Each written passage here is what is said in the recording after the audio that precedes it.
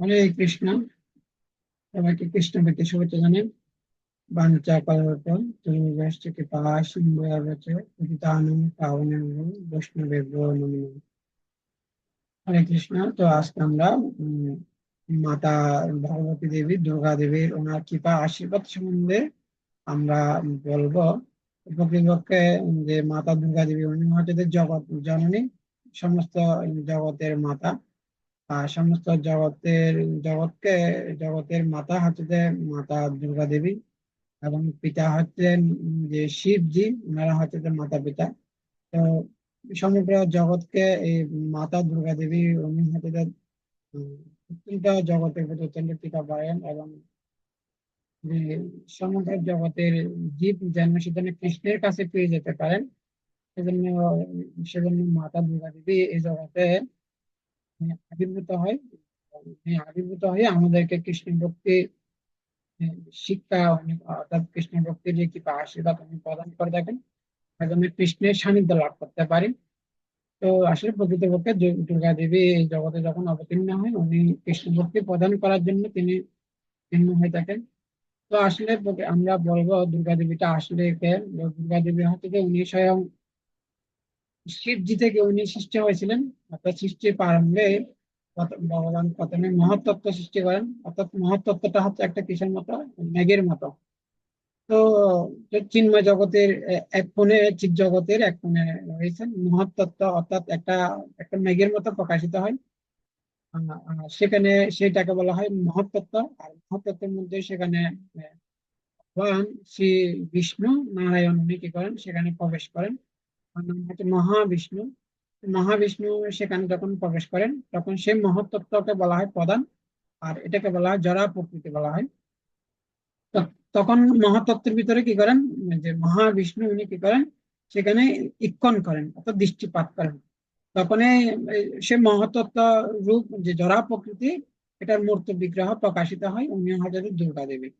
তখনই সে কি করেন, সে যে বিষ্ণু তখনই কি করেন, সে যে জড়া প্রকৃতির মধ্যে যে মহাবিষ্ণুর ভিতরে যে সমস্ত জীবাত্মা গুলা রয়েছেন, অর্থাৎ আমরা যখন ভগবত ধাম থেকে চিন্ময় জগৎ থেকে যখন একটা জীবাত্মা যখন পতিতা হয়, সে মহাবিষ্ণুর শরীরে প্রবেশ করেন। মহাবিষ্ণুর যখন শরীরে প্রবেশ করে, তখন এই সময় কি করেন, মহাতত্ত্ব ভগবান কি করেন, মহাবিষ্ণু মহাতত্ত্বের প্রতি দৃষ্টিপাত করেন। তো তখনই দৃষ্টিপাতের মাধ্যমে কি হয়, জড়া প্রকৃতি অর্থাৎ অর্থাৎ জড়া প্রকৃতি যখন জড়া প্রকৃতির উপর দৃষ্টিপাত করেন, তখনই জড়া প্রকৃতি ক্ষুভিত হয়। তখন সেখানে কি হয়, জড়া প্রকৃতি রূপ ধারণ করেন। তখন এই জড়া প্রকৃতির থেকে 24টা উপাদান, 25টা উপাদান কি হয়, প্রকাশিত হয়। তো এইভাবে সমগ্র জড় জগৎ সৃষ্টি হয়। সেজন্য জড় জগৎ সৃষ্টি হয়। এটা ভগবান শ্রী বিষ্ণু উনি মাতা দুর্গা দেবীর মাধ্যমে কি করে থাকেন, এই জড়া প্রকৃতিকে উনি প্রকাশিত করেছেন। তো এইভাবে জড়া প্রকৃতিকে ভগবান যখন প্রকাশিত করেছেন, তখন কি করেছেন, দুর্গা দেবীকে, আর যেহেতু ভগবানের একটা বহিরাঙ্গ শক্তি, সেজন্য দুর্গা দেবীকে পরিচালনা করার জন্য ভগবান বিষ্ণু উনি কি করেন, নিজে আবার স্বয়ং প্রকাশিত হয় শিব রূপে। সেজন্য ব্রহ্মসংহিতা বলছে কিরম যথা দিদি বিকার বিশেষ জগৎ, কিরম যথা দিদি বিকার বিশেষ বিশেষ জগৎ, সুন্দর একটা শ্লোক আছে। তো সেখানে বলা হচ্ছে যে কি, যেরকম ক্ষীর থেকে যেরকম দুধ প্রকাশিত, কি দুধ থেকে যেরকম কি হয়, দুধ যেরকম ত্বকের সংস্পর্শে দই হয়ে যায়, তো ঠিক সেরকম বিষ্ণু যখনই কি হয় যায়, আহ, উনি যখনই তিনটা গুণের সংস্পর্শে আসে, তখনই সেটা উনি শিব হয়ে যাবে। যেহেতু শিব হচ্ছে যে তমগুণের অবতার, সেজন্য শিব যেহেতু তমগুণের অবতার, সেজন্য যেহেতু সেজন্য তিনি হচ্ছে যে কি, যেহেতু বিষ্ণু উনি তিনটা গুণের সংস্পর্শে আসে, তখন সে শিব হয়ে যায়। সেজন্য শিব হতে দেয় হতে তমগুণের অবতার।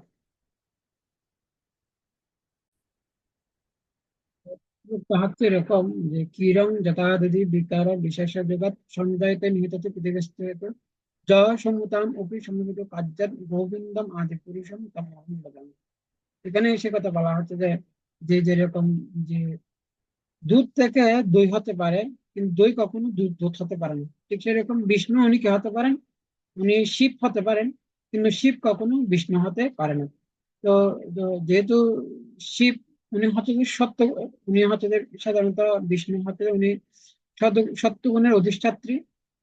আর শিব যেহেতু তমগুণের, সেজন্য শিব বিষ্ণু উনি আহ উনি যখন গুণের সাথে আসে তখনই সেটা শিব হয়ে যায়। তো শিব সাধারণত ভগবান শ্রী বিষ্ণু নিজেকে শিব রূপে প্রকাশিত করেছেন। শিব রূপে কেন প্রকাশিত করেছেন? প্রকৃতপক্ষে ভগবানের যে বহিরাঙ্গা শক্তি দুর্গা দেবীকে পরিচালনা করার জন্য বিষ্ণু উনি শিব রূপে প্রকাশিত হয়েছেন। এবং শিব রূপে প্রকাশিত হয়ে উনি কি করে থাকেন?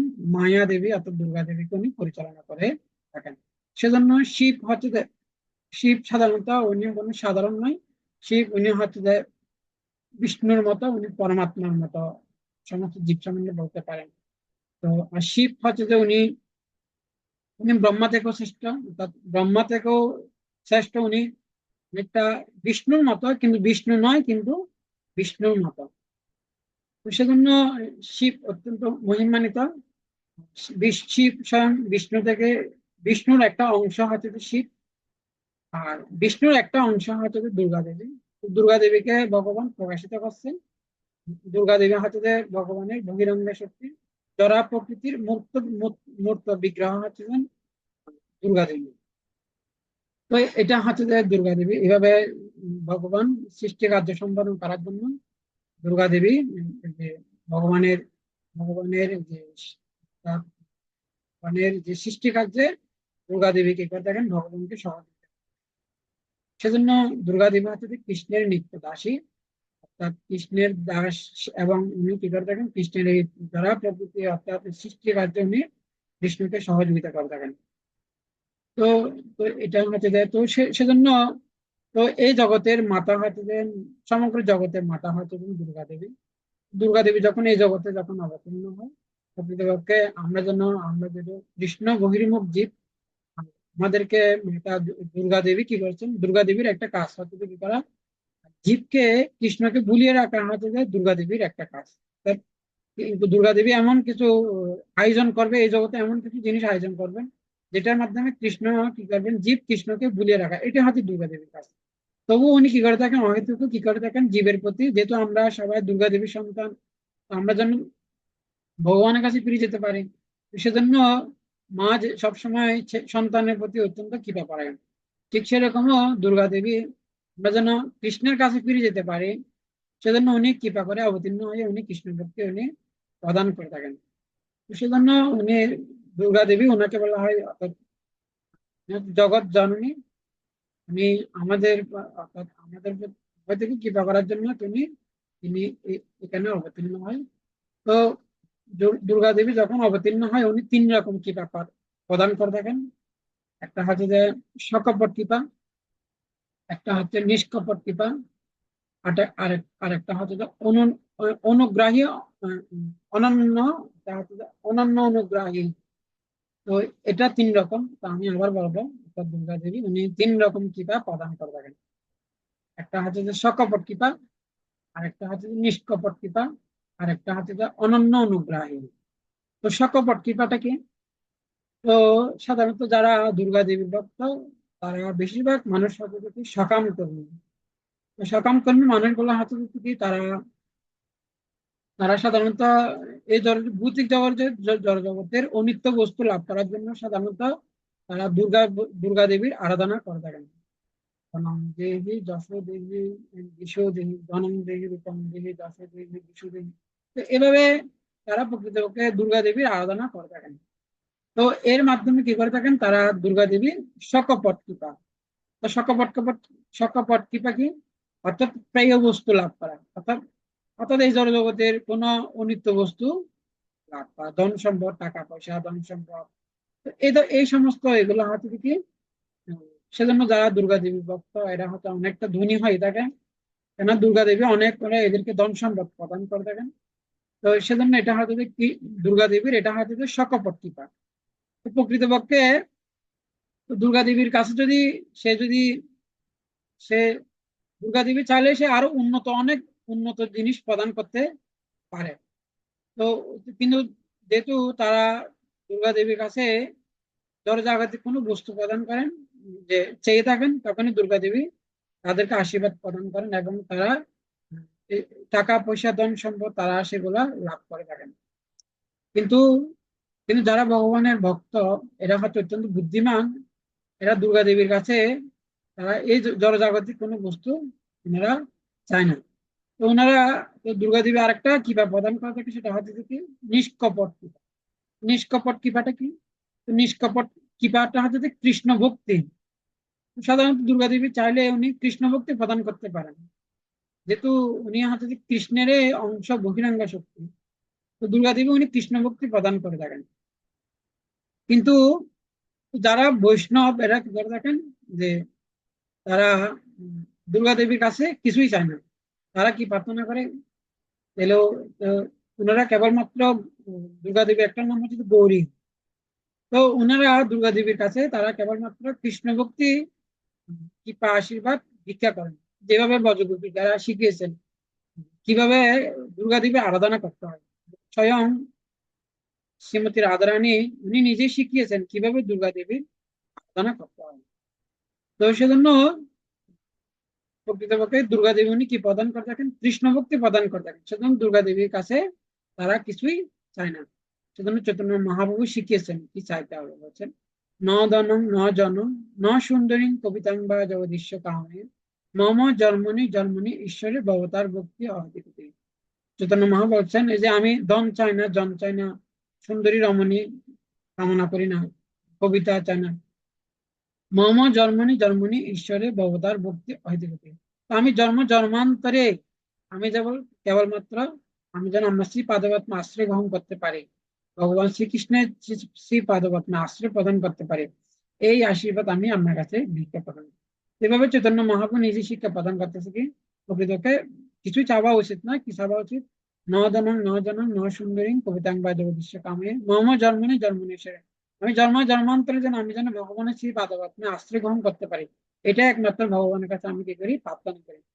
তো এইটা দুর্গা দেবীর কাছে এটা চাইতে হবে যে আমরা যেন হে মাতা, আমাদেরকে হে জগৎ হে মাতা, আপনি আমাদেরকে কৃষ্ণ ভক্তি প্রদান করুন, আমরা যেন কৃষ্ণের সেবায় যুক্ত হতে পারি। কৃষ্ণের সেবা, সেই সেই সেইটা আমাদের কাছে ভিক্ষা করতে হবে। কৃষ্ণ দুর্গা দেবীর কাছে আমাদেরকে প্রার্থনা করতে হবে, হে মাতা, আপনি আমাদেরকে কৃষ্ণ ভক্তি, সেই ভিক্ষাটা কি করুন, আপনি আমাকে কৃষ্ণ ভক্তি প্রদান করুন। এবং যে ভক্তির অভাবে আজকে আমাকে কেন জড় জগতে নানান রকম দুঃখ কষ্ট ভোগ করতে হচ্ছে। জীব মায়া জালে যাচ্ছ বেশে কাচ্চ হাবুডুবু ভাই, জীব কৃষ্ণদাস এ বিশ্বাস করলে তো আর দুঃখ নয়। তো আমরা মায়া জালে আমরা বেশি বেশি যাচ্ছি, হ্যাঁ, কেন? কৃষ্ণ দাস এই বিশ্বাস, এটা তো আমরা ভুলে গেছি। কিন্তু যখন আমরা কৃষ্ণের সেবায় যুক্ত হব, তখন এই মায়া থেকে মুক্ত হতে পারবো। সেজন্য দুর্গা দেবী উনি কৃপা প্রদান করে দেখেন, নিষ্কপট কৃপা, সেটা কৃষ্ণ ভক্তি।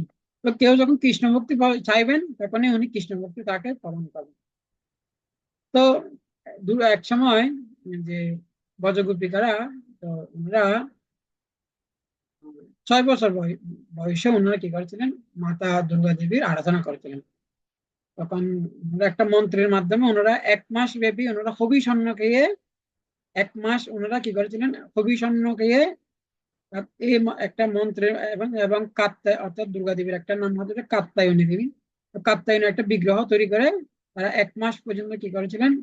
হয়তো 1 বছর হতে পারে, অর্থাৎ 1 মাস অথবা 1 বছর এরকম ওনারা এরকম দীর্ঘদিন ব্যাপী ওনারা কাত্যায়নী দেবীর ওনারা পূজা করেছিলেন, অর্চনা করেছিলেন। প্রতিদিন আমরা করতেছি বছরে একদিন, কিন্তু যে রাধারানী ওনারা অনেক দিন ধরে, ওনারা দীর্ঘদিন ধরে ওনারা কি করেছিলেন? কাত্যায়নী দেবী পূজা করেছিলেন। তারা প্রতিদিন ভোরবেলা সূর্য উদয়ের আগে তারা স্নান করত। তারা স্নান করে অর্থাৎ সে যমুনা নদীতে স্নান করে, সমস্ত ব্রজগোপিকারা যমুনা নদীতে ভোরবেলা স্নান করত এবং স্নান করে তিলকান্নি করে তারপর আমরা দুর্গা দেবীর আরাধনা করত। তো একটা মন্ত্রের মাধ্যমে তারা আরাধনা করত। কাত্যায়নী মহাদেবী মহাযোগী অধীশ্বরী নন্দ উপাসিতং দেবী প্রতিমে কুরুতে কাত্যায়নী মহাদেবী মহাযোগী অধীশ্বরী দেবী প্রতিমে কুরুতে কাত্যায়নী মহাদেবী মহাযোগী অধীশ্বরী